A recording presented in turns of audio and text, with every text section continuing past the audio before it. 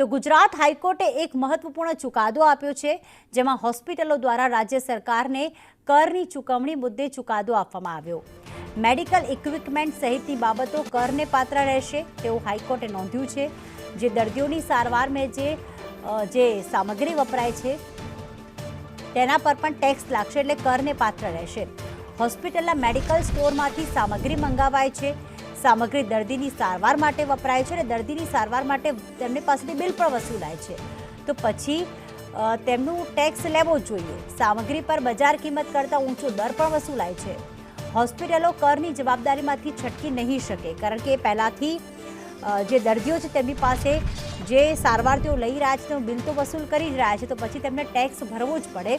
જે પણ medical equipments છે, મેડિકલ સર્વિસ છે કે પછી મેડિકલ જે દવાઓ છે જે ત્યાંના સ્ટોરમાંથી ખરીદવામાં આવે છે તે કરને પાત્ર રહેશે।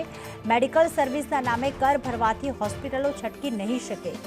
વર્ષ 2006થી એસેસમેન્ટમાં જે કરની જવાબદારી પેન્ડિંગ છે, ત્યારે હોસ્પિટલોએ રાજ્ય સરકારને ટેક્સ ચૂકવવો પડશે।